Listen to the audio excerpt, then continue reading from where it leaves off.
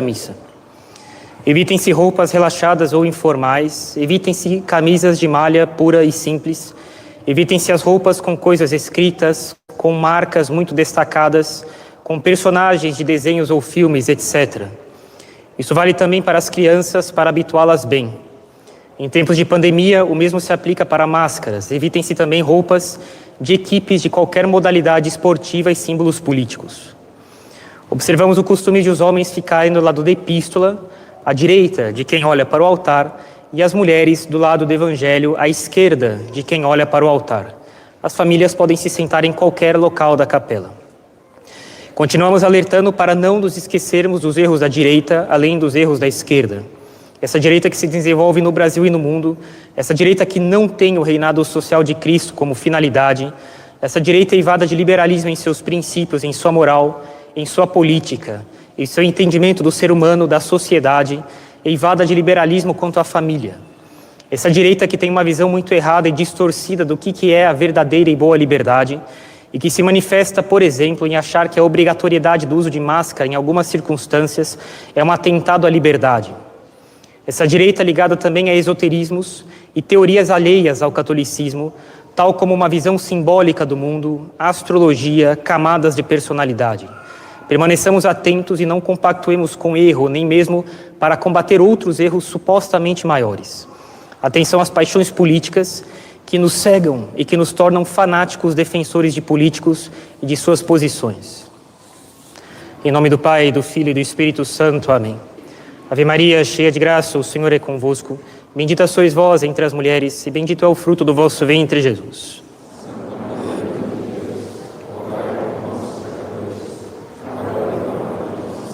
Nossa Senhora das Dores.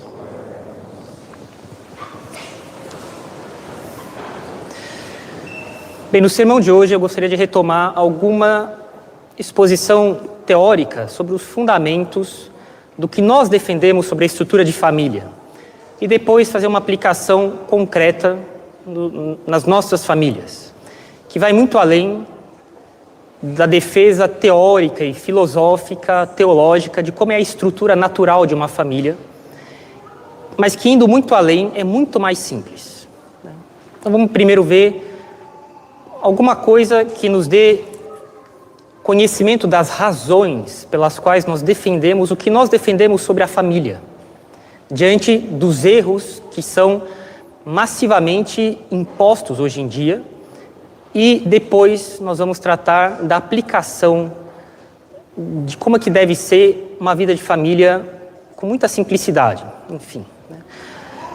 Bem, as circunstâncias em que nós vivemos de desvalorização de família e mesmo de ataque a ela faz com que a festa de hoje tenha uma importância total.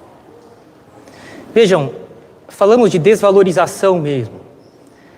É imenso o número de pessoas que simplesmente pensam em não casar. Porque não querem ter filhos.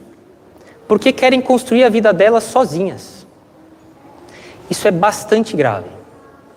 Não se trata aqui de um celibato voluntariamente escolhido, depois de séria deliberação, por razões sobrenaturais.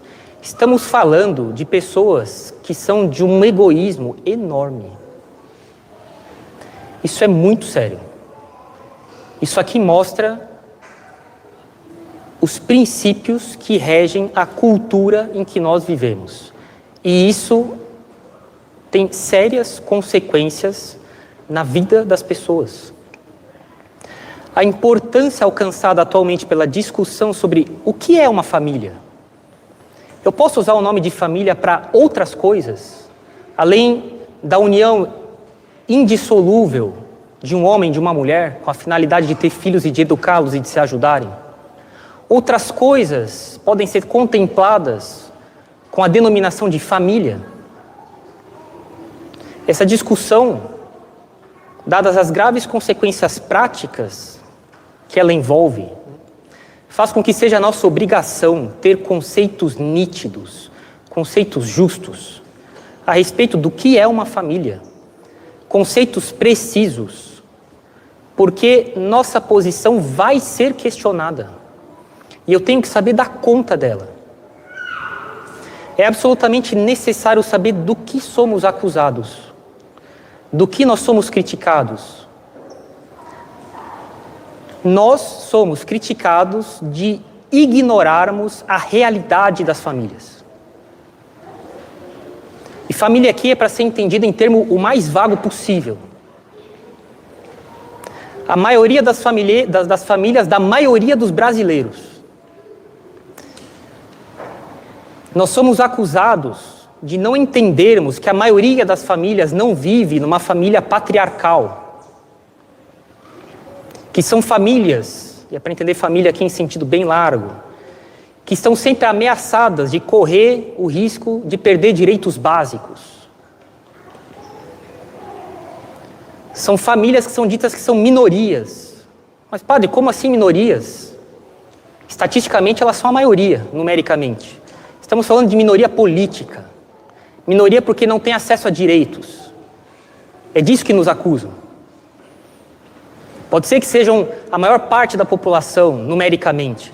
Elas são minorias políticas, minorias sociais, porque elas não têm voz. Porque nós não queremos dar voz para elas. Nós somos acusados de não dar voz para essas famílias que, apesar de majoritárias, são invisíveis. Porque nós queremos que elas sejam invisíveis. Somos acusados de querer manter essas realidades familiares na invisibilidade, na segregação, escondê-las impondo o silêncio a elas. O silêncio jurídico, o silêncio político. Negamos a ela o direito de existir.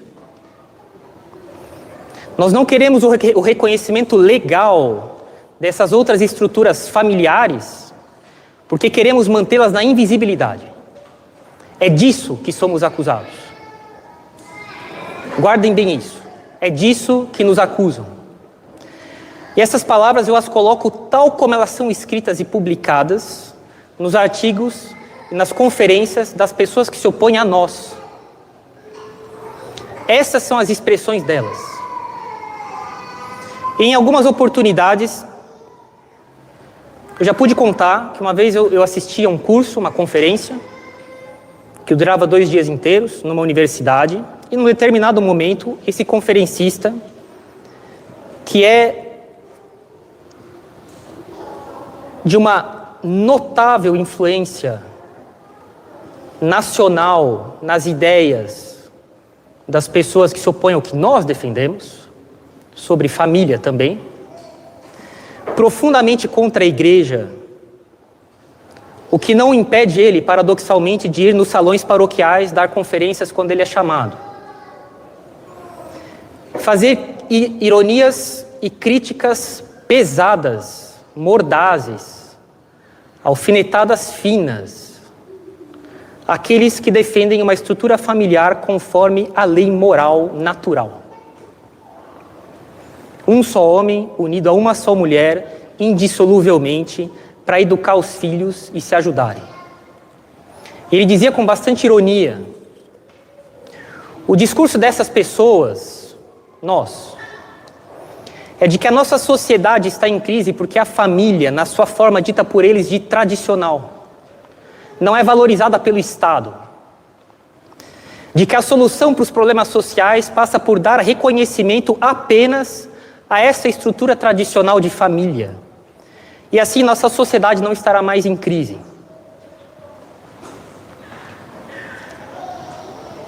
Todos nós, ele falava, e com bastante ironia, todos nós sabemos o quanto essa estrutura tradicional de família é fonte de grande paz e de equilíbrio entre as pessoas.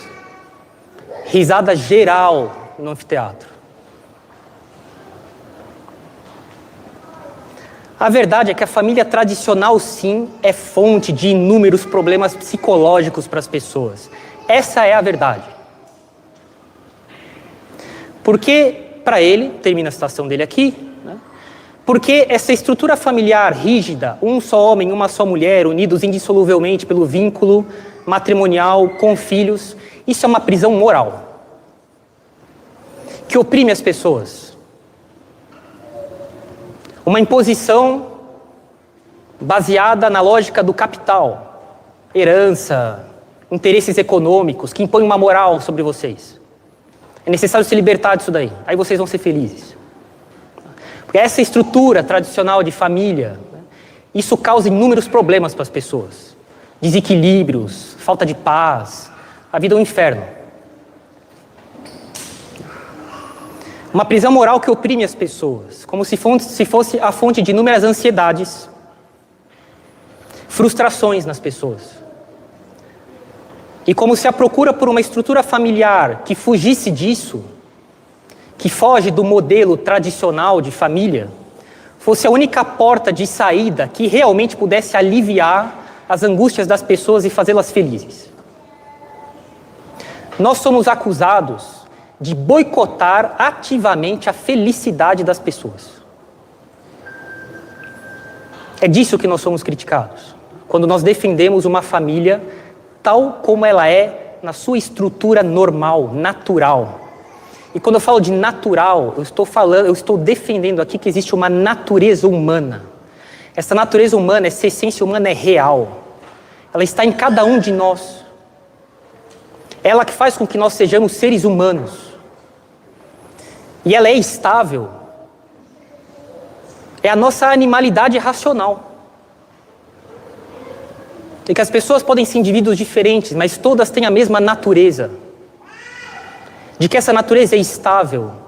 E de que dela decorre uma exigência sobre nós, de nós nos comportarmos de um certo modo, sob pena de boicotarmos ativamente a nossa humanidade. É isso que eu estou defendendo. Eles dizem que não existe natureza humana.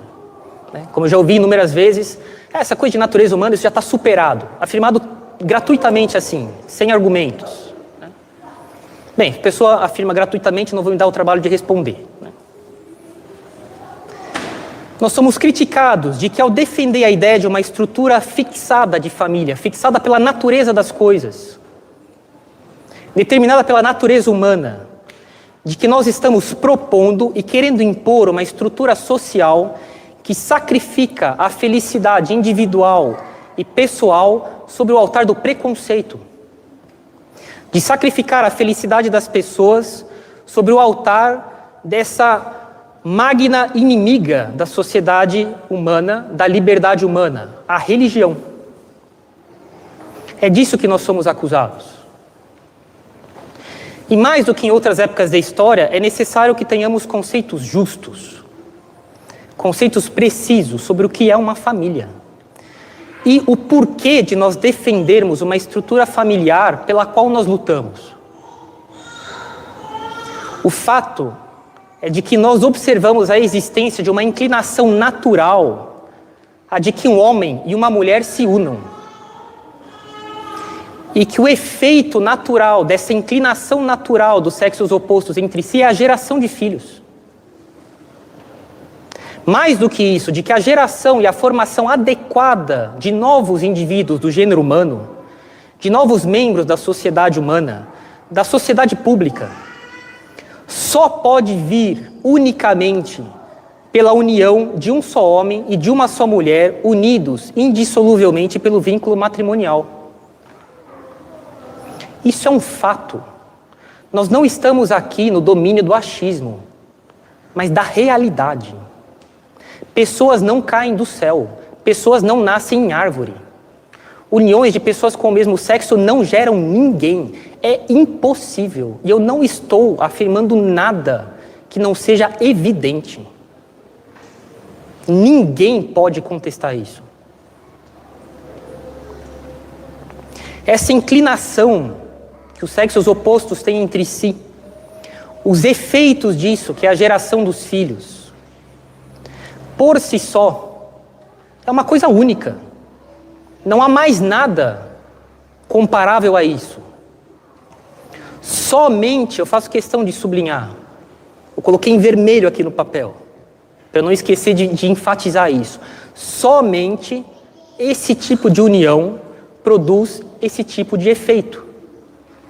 Por isso merece um nome particular, um nome que só vale para essa instituição natural e não para as outras, família. A gente só usa um nome de maneira exclusiva para alguma coisa quando essa coisa é única e mais nada se compara a ela. Ora, só há uma única união que gera filhos. É a união do homem com a mulher. E para essa união ser capaz de lidar com essa geração de filhos de maneira competente, é necessário que eles sejam unidos de maneira indissolúvel, monogâmica, exclusiva. A isso nós damos um nome único, que eu não uso para mais nada, sob pena de estar fazendo confusão e de estar exercendo uma coisa que a gente pode chamar de charlatanismo intelectual. Só para esse tipo de estrutura nós usamos um nome exclusivo, se chama família. A família inicia-se a partir da sociedade do homem e da mulher, sem a qual o gênero humano não poderia ser propagado. Uma floresta, quando pega fogo, só tem um jeito dela voltar a recuperar árvores. É plantando. Elas não vão cair do céu. As pessoas morrem. Não há uma pessoa que não tenha morrido nesse mundo. Ou as pessoas novas são geradas, ou a sociedade acaba. A função de manter constantemente a sociedade existindo, de sanar a perda constante de indivíduos da sociedade, isso cabe à família. Com essa união, forma-se o que nós chamamos de sociedade matrimonial, que recebe o nome de matrimônio, porque ela leva em consideração aqui a função, em latim, munus, da mãe. Matris munus, a função da mãe. Daí vem matrimônio, gerar filhos. Sob outro aspecto, porque o matrimônio é uma coisa mais ampla que isso, procurar os bens necessários para a nutrição, para a proteção dessa sociedade, cabe primeiramente ao pai. Patris munus. O patrimônio se refere à função que o pai tem de sustentar e proteger a casa dele. Essa união entre o homem e a mulher é absolutamente necessária à propagação do gênero humano. A atribuição de uma igualdade de valor entre o matrimônio e uniões contrárias à natureza é gratuito. Estamos aqui na esfera do charlatanismo intelectual. É destituído de fundamento real, isso é evidente. Uma causa só pode produzir efeitos se ela tem em si mesma a virtude, a capacidade de produzir esses efeitos. Ora, quem tem uma capacidade ausente em outros, lhe é superior. Tem mais ser. Eu nunca esqueci nesse semestre uma coisa que o professor explicou numa aula, na faculdade. Ser é ter propriedades causais. Ser é ter a capacidade de causar coisas. Essa é a nossa dignidade. Eu não posso dizer que tenha o mesmo nível de ser uma sociedade que gera filhos de uma que não tem essa capacidade. Por impossibilidade antinatural. Por desvirtuamento da ordem das coisas. Então nós somos acusados de não querer dar voz pública e de reconhecer a existência a uma coisa que não causa. Ora, então não é. Porque ser é ter capacidades causais, é poder fazer coisas. Essas pessoas sim que nos acusam de sacrificar a felicidade individual e pessoal no altar do preconceito, de sacrificar a felicidade das pessoas no altar da inimiga do povo, do gênero humano, da inimiga da liberdade humana, que é a religião. Essas pessoas sim sacrificam a realidade no altar dos seus caprichos. No altar da ideologia. Essa sociedade conjugal será regida por princípios que são compatíveis com a natureza dos membros que a compõem. Que natureza é essa? a nossa animalidade racional. É o que nós somos, animais racionais. Isso vai dar o tom das leis que regem a família. Os cônjuges, os filhos, são animais racionais. E isso vai dar as leis que regem a família. De modo mais simples, a família é estabelecida sob certos princípios. A natureza das coisas fornece para as nossas famílias um manual de instruções. Esse manual de instruções, ele é conhecido como, padre? Pela reflexão. Pelo catecismo também. Mas, sobretudo, em primeiro lugar, pela reflexão. É necessário aplicá-los com inteligência e refletir: isso aqui que eu faço na minha família é razoável ou não? Favorece a vida intelectual? Favorece o domínio de si mesmo? Favorece o estudo? Favorece a elevação da alma para Deus pela oração? Ou não? Depois, nós somos animais. A convivência em família é agradável? A gente vai falar sobre isso. Essa sociedade, ela tem a primazia sobre o Estado. A família é quem gera os indivíduos que vão compor o Estado. Não existe Estado sem família, primeiro. E tem uma primazia cronológica. Não é possível existir um país se antes não há famílias que componham aquele país. Isso é o natural, é o normal das coisas. E a natureza das coisas, o ser das coisas é estável. Lógico, um papel pode queimar e vai deixar de ser papel, vai ser cinza. Mas enquanto ele não sofre um ataque ao ser dele, ele é papel. Por debaixo da aparência de papel, ele não está sendo uma mudança constante, uma metamorfose constante. Ele é o que ele é. Senão, qualquer atividade intelectual é uma loucura. Procurar dar definições sobre as coisas, usá-las de maneira estável, procurar a verdade das coisas, uma vez conquistado isso, repousar em paz na luz que você tem. Para que as coisas já mudaram? Sem você fazer nada. Então a vida intelectual é uma loucura. Essa finalidade de educar, ter filhos, educá-los, exige estabilidade. As paixões, que por natureza são instáveis, elas são passageiras, elas não podem ser o fundamento das nossas famílias. De nenhuma família. Eu costumo falar, e eu não mudo isso. Quem fala o contrário é porque não é padre. Os pais deveriam ter uma participação notável na ajuda que os filhos devem receber para escolher os seus futuros cônjuges e no acompanhamento do namoro. Se não é paixão demais, isso não vai dar certo. O sínodo do Rio de Janeiro, dos anos 40, 50, fala: os pais têm que olhar de perto o namoro dos filhos. Não é só uma questão de castidade, é uma questão de não fazer com que as paixões sejam o fundamento da próxima geração de famílias. Os pais têm que fazer isso. Sejam amigos dos filhos de vocês e vocês façam do namoro dos filhos de vocês a vida de família de vocês. E os filhos também devem ajudar os pais nisso. Não é bom que os namoros aconteçam sem nenhuma participação dos pais. Que os pais não saibam quem você está conhecendo, de onde ele vem, o que ele faz, ela. Isso mostra um problema. Que nós temos uma visão errada das coisas. Pode ser inadvertida, mas isso dá problemas de fato. Os pais têm que acompanhar o namoro dos filhos, e os filhos têm que entender que isso é o normal, porque vocês vão unir as famílias de vocês. Como é possível começar um relacionamento em vista de casar, excluindo a família de vocês?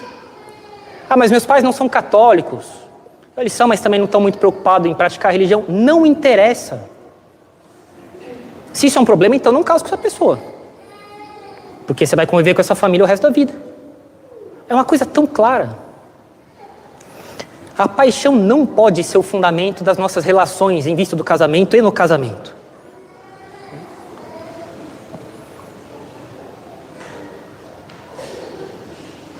A sociedade conjugal, ela é exigida pela própria natureza humana, para que a gente possa se aperfeiçoar, possa crescer. Quando a vida conjugal é uma bagunça, quando as pessoas casam e separam e se juntam e fazem as coisas de maneira instável, como é possível formar filhos desse jeito? Na nossa plantação, aqui na casa de formação, a gente prepara bem a terra. Depois que semeou, você não mexe mais, senão não cresce. Não dá para ter um desenvolvimento nas coisas se você fica o tempo inteiro mexendo e não existe sossego, harmonia e paz.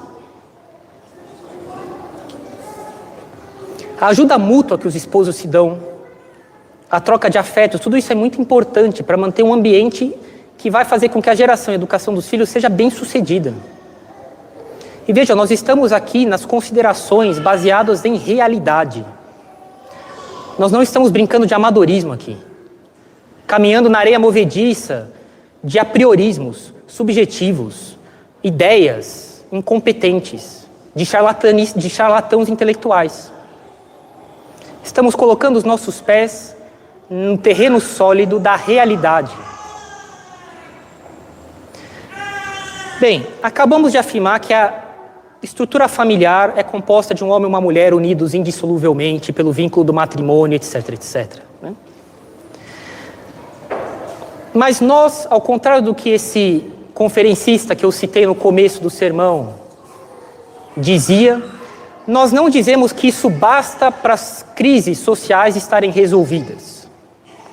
Nós defendemos isso porque nós defendemos a realidade das coisas.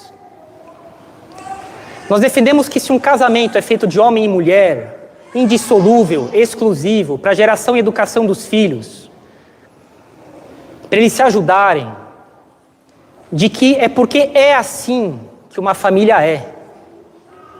Do mesmo modo que eu digo que água é composto de 2 átomos de hidrogênio e de 1 átomo de oxigênio, porque é assim que a água é. Sob pena de, se eu fizer qualquer outra combinação química, ser tudo menos água. E, portanto, eu não posso usar o termo de água de modo devido para outra coisa. Mas a questão é a seguinte, é de que algo pode ser água, mas que dê para beber ou não, isso é outra história.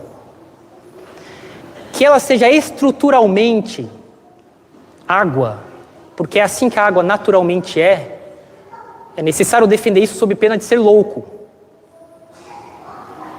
de ser um charlatão na ciência.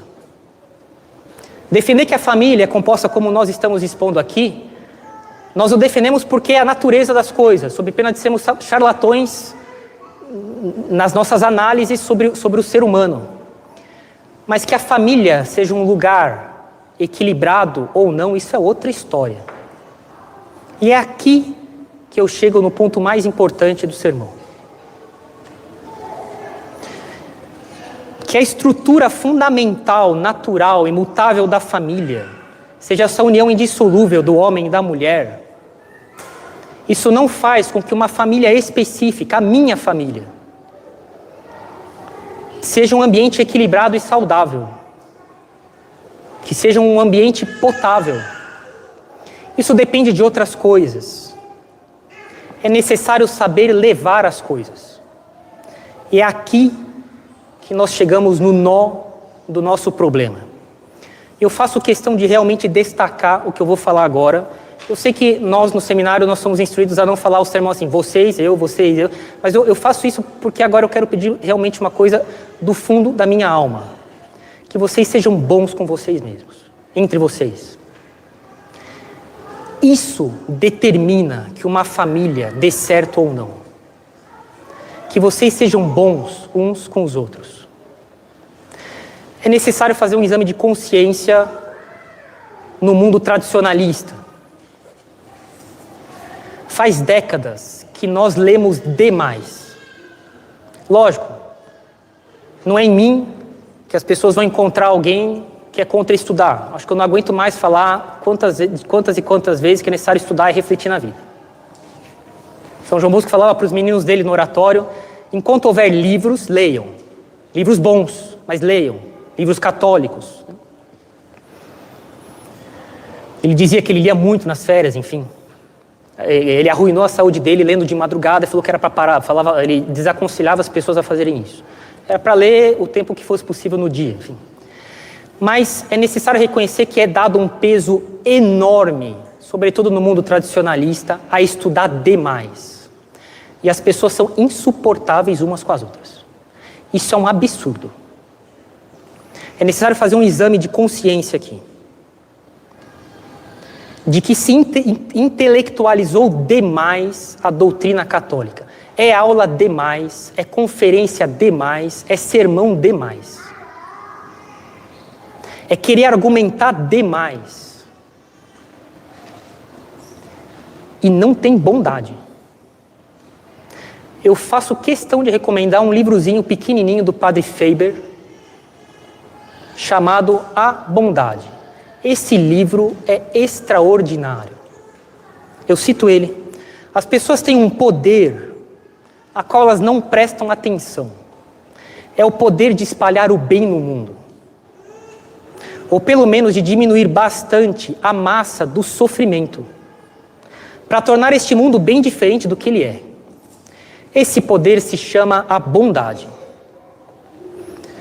Como o nosso procedimento uns para com os outros é a fonte mais abundante das nossas penas mais amargas, segue-se que se a nossa regra de proceder fosse a bondade, o mundo seria colocado de ponta cabeça, tal como ele é agora, de que o mundo seria quase revirado.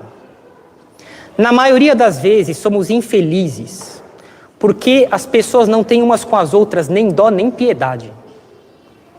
A bondade nos coloca no lugar do outro, faz com que nós tratemos o outro como nós queremos ser tratados. Caríssimos, existe uma linguagem universal que se chama amor. Eu gostaria, me parece óbvio, não preciso ficar dando satisfação para isso, seria largamente injusto começar a ver aqui sentimentalismos e romantismos desequilibrados. O amor é a linguagem universal. Eu falo de um amor baseado na doutrina católica, na razão. Um amor que sabe muito bem onde quer chegar. Acabei de falar da paixonite, que sou contra. Essa linguagem é universal. Os animais a entendem. Os nossos cachorros aqui entendem quando nós demonstramos afetos para eles. As nossas calopsitas em casa entendem isso. As pessoas que têm retardo mental, problemas psiquiátricos sérios, de nascimento, elas entendem isso. As pessoas mais complicadas, elas entendem quando a gente as ama. E falta isso demais nas famílias. Falta muito isso. Uma vez uma pessoa que era evangélica contava o seguinte, nem era católica. Quando eu era pequena, meu pai falava muito para mim. Nossa, filha, como você é bonita. Filha, eu gosto muito de você. Coisa de pai. Coisa de pai. Filha, o papai te ama muito. Nossa, filha, como você está bonita hoje, etc. E ela dizia, depois que eu cheguei com 14, 15 anos de idade, mais velha, né, um dia meu pai falou assim, filha, sabe por que eu te elogio tanto? Não, pai. Ela falava que ela era criança. Uma vez ela escreveu num bilhetinho de Dia dos Pais assim, papai, o senhor é tão bom comigo que se o senhor não fosse o meu pai, seria meu namorado. Tão bom ele era com ela.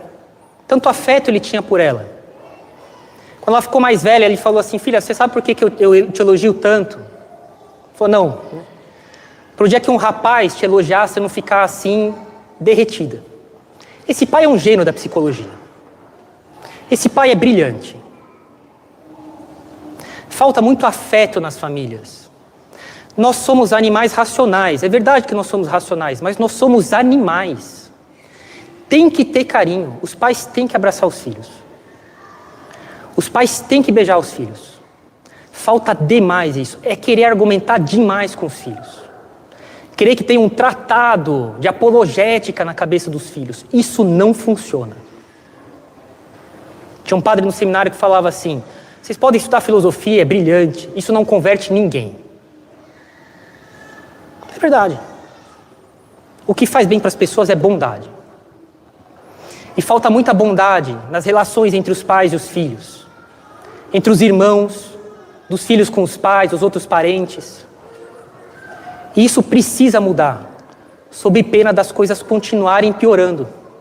Isso tem que mudar. Eu me lembro, quando eu chegava, nossa, mas os meus pais, eles, com todo o equilíbrio do mundo, como pais, eu apanhava uma vez por semana. Eu não era assim um anjinho, né?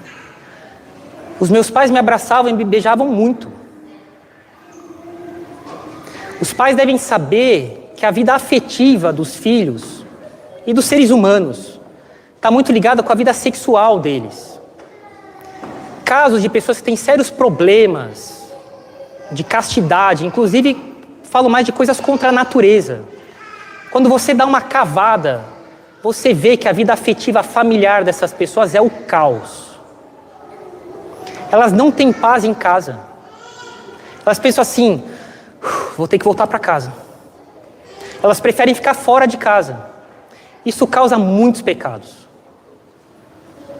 Os filhos não podem achar que fora de casa é melhor do que dentro de casa. Os pais têm que ter um faro para isso. Se isso está acontecendo, tem que mudar. Isso vai dar problema, isso dá problema, isso gera muitos pecados. Eu levava meus colegas para casa. Sexta de tarde, a gente passava a tarde inteira jogando bola, tomava lanche, eles iam embora 9 da noite. É assim que devem ser as casas. Cada casa tem seu temperamento, tem pessoas que são mais expansivas, outras não. Mas eu acho que é possível entender o que eu quero dizer com esses exemplos. É necessário ter bondade nas famílias. Bondade é uma coisa que a gente corre atrás e dá para fazer. A gente consegue ser bom com as outras pessoas, por que não em casa? É necessário ser bom com os filhos. Padre, os meus pais não foram assim. Eu não tive pai direito, não tive mãe direito. Fui órfão de pai e mãe vivo. Isso não determina a sua vida. Filho não pode se estragar por causa de problema de pai e mãe. Vocês têm que encaminhar a vida de vocês. Vocês têm que fazer a vida de vocês dar certo. Vocês têm tudo para dar certo. O que Deus dá para vocês, na vida de vocês, mas eu não sei, se a gente começasse a contar isso na sociedade, a gente acabaria rápido. Vocês têm tudo para dar certo. Filho não pode ficar se estragando por causa de problema de pai e de mãe. Os pais, lógico, têm que ser atentos para não complicar a vida dos filhos por causa de relações péssimas entre eles, entre os cônjuges. Mas filho não pode se prejudicar por problema de pai e mãe. Vocês têm que ser alguém na vida. Já foi possível eu ver, ao longo da vida, antes e depois de padre, padres complicados. Isso não me fez imaginar que eu deveria ser assim. Ao contrário, eu via como não era para fazer. E não fiquei me doendo por causa disso. Ah, porque coitado desse padre, esses fiéis, coisa... A gente tem que caminhar a nossa vida. Filho não pode ficar se estragando por causa de problema de pai e de mãe. E você percebeu que seu filho está tentando se corrigir, seu cônjuge está tentando se corrigir porque ele dava umas respostas atravessadas demais, ele era muito frio, agora ele está tentando ser um pouco mais afável. Não fica fazendo comentários irônicos. Nossa, está diferente hoje. Mas que balde de água fria. Fica quieto. Fica quieto. Você vai poder ajudar muito bem seu cônjuge ficando quieto. Deixe ele se corrigir com toda a paz do mundo. Esse deve ser o espírito das famílias. Encerro aqui. É estudo demais. É pai querendo argumentar demais com os filhos. Querer provar para os filhos que a verdadeira religião, com as 4 notas, una, santa, católica, apostólica, é a religião católica. Os filhos vão ter bastante tempo para isso. Mas é necessário bondade. Que os cônjuges se tratem com bondade. Que eles queiram sinceramente o bem um do outro. Que eles não fiquem se alfinetando. Bondade nas palavras. Bondade nos pensamentos. Bondade nas ações. Isso é apostolado de verdade. É discussão demais para querer provar que você está certo. Isso não convence ninguém. As pessoas ouvem o que elas querem. Lógico, eu não sou contra querer argumentar, mas isso funciona pouco. O que funciona mesmo é bondade. E isso realmente é um poder enorme que nós temos e que nós não consideramos. Pensem nisso e levem a sério. Sejam bons uns com os outros. Jesus Cristo concluiu a vida dele dizendo: amai-vos uns aos outros. Ele não falou que era para eles ficarem se dando lição de moral uns para os outros. Amai-vos uns aos outros. Em nome do Pai, do Filho e do Espírito Santo. Amém.